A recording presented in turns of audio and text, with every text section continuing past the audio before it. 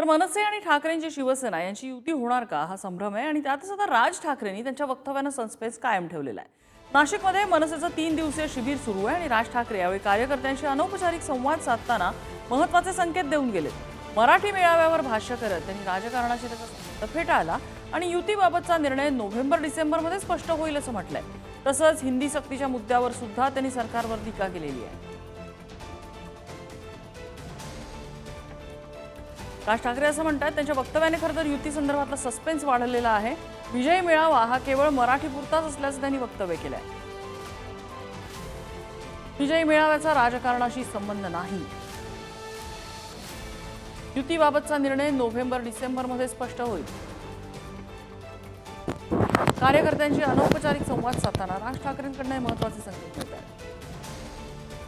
औपचारिकपणे आम्ही सुद्धा बोलतो अनेक गोष्टी। औपचारिकपणे जे काय बोलायचं आहे ते आम्ही लवकरच बोलू। आता उगाचच हवेत तीर मारण्यात अर्थ नाही। आम्ही आशावादी आहोत। दोन्ही पक्षाचे कार्यकर्ते आशावादी आहेत। महाराष्ट्राच्या हिताचं जे करायचं आहे त्या संदर्भात माननीय उद्धव ठाकरे, राज ठाकरे एकत्र बसून निर्णय घेतील ना, मला माहिती आहे।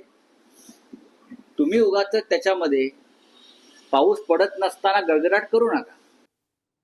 आणि युतीसाठी आग्रही असणाऱ्या मनसेच्या नेत्यांना शिबिरात डावललं गेलंय। प्रकाश महाजन, वैभव खेडेकर यांना निमंत्रण नाहीये। निमंत्रण नसल्यामुळे मनसे नेते प्रकाश महाजन यांनी आपली नाराजी व्यक्त केली आहे। आमच्याच घरात आम्हाला किंमत नाही असं ते म्हणतायत। नाराज असलो तरी देव बदलणार नाही हेही त्यांनी स्पष्ट केलंय। देवानं बोलावलं तरच देवाला सुद्धा राज ठाकरेंनी बोलावलं तर नाराजी दूर होईल असं समजू। नाराजगी मी काय म्हणलं, माझी भक्ती तेवढी असेल तर माझा पांडुरंग मला बोललो, नाही पांडुरंगानं बोलावलं तर काय हरकत। आपण तर दुरून भक्ती करू त्या माणसाला। पण नेता म्हणून मला अटल बिहारी वाजपेयी नंतर बाळासाहेब ठाकरे आणि आवडले तर राज ठाकरे।